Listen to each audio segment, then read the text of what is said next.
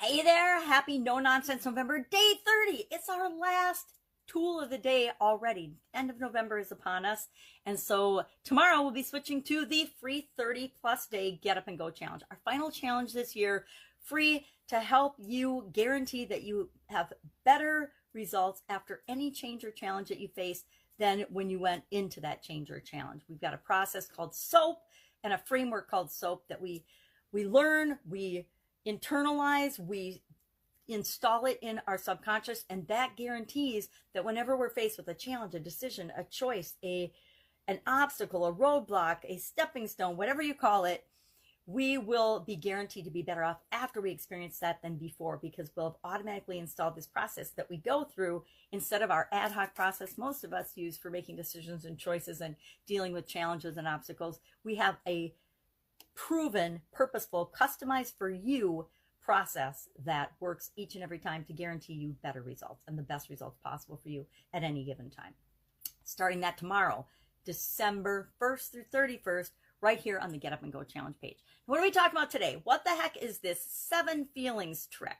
I wanted to talk about what does this mean to you? What does this mean to me? Everything we experience, we want to filter through, what does this mean to me? What are my priorities? How does this thing that's happening, how does this thing I'm seeing, how does this feeling I'm feeling, this thing I'm experiencing, what does it mean to me? And then we have to commit to making sure, by taking 100% responsibility for our life and our actions and our choices and our reactions, that we stick to the commitments, the things that are important to us, because we want to know, what does this mean to me? Is this important to me or not? Do I need to even pay attention to this or not?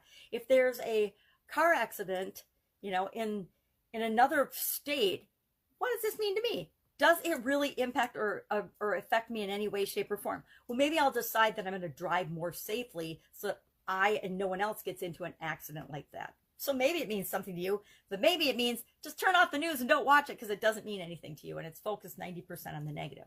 Well, this 7 feelings trick I came up with, and I've been doing it for a long time now, and it's become so automatic, I kind of forget that I do it.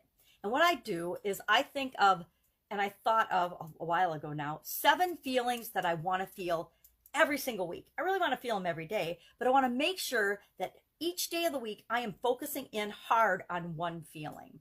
And so I'm going to share my list with you, but I challenge you to do the same thing. Just sit down, think of 7 feelings that you want to feel on a regular basis, and then pick a day, and every day of the week have a different day that you're going to pay attention to consciously and look for and let yourself experience and enjoy that feeling. So for me, here we go. Mine are Monday. Monday is awesome. I used to start every Monday standing up. I'd go outside, and I lived out in the country so I could get away with it. I would spin around with my phone and my camera, and I would yell, "I feel awesome!" And it made me feel better, right? It was silly. It was really cold sometimes in the middle of winter here in Wisconsin, but it made me feel good, and it amped up my energy for that day and for the rest of the entire week. And I often will tell myself, especially when I need energy for something and I'm feeling a little bleh, I feel awesome. And all of a sudden, when we tell ourselves we feel a certain way, we start to feel and experience that. So Monday is my awesome day. Tuesday is my gratitude day. Now, I do a gratitude journal, and I appreciate and I'm grateful every single day. But on Tuesdays, I go out of my way to find a couple of creative, special ways to experience and feel gratitude. Wednesday is love. Every Wednesday, I find ways to feel love. Now, it's pretty easy because usually Wednesdays I get to see my granddaughter, and that automatically makes me feel love. Thursdays are all about abundance. Most of us are inundated with messages of lack and scarcity. So I consciously focus on things that make me feel abundant on Thursdays. Now, again, every day I get out in nature, which always makes me feel abundant because I look around and I see how much of everything there is. And that automatically reminds me to feel abundant.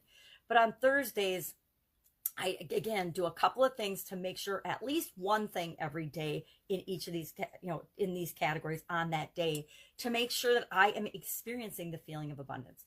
Friday is Freedom Friday. Friday is the day where most people are winding down for the week and they're picking out the fun things that they're going to do. And I give myself permission to experience freedom on Fridays. Saturday is all about me. It's about me being 100% myself and, letting my freak flag fly and do whatever I want, which is a lot about freedom, but it's 100% about being authentic me.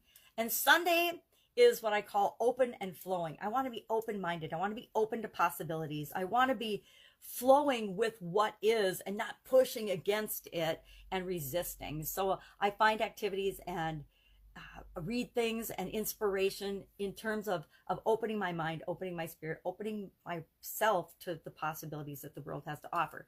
So those are 7 emotions that I want to feel on a regular basis. And I just pick each day of the week is a different focus on that particular feeling for me. I call it the 7 feelings trick. I've done it for a long time.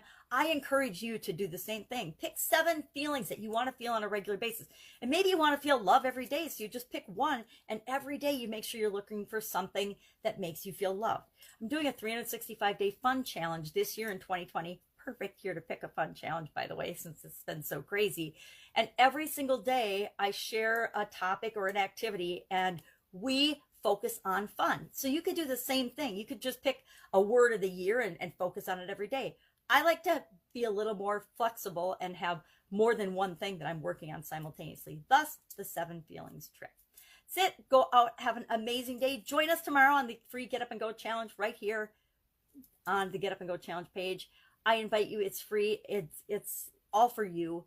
And that's it. I hope that you enjoyed the 30 tools that we talked about, 30 plus tools, because, you know, like today, I can't really just talk about one thing.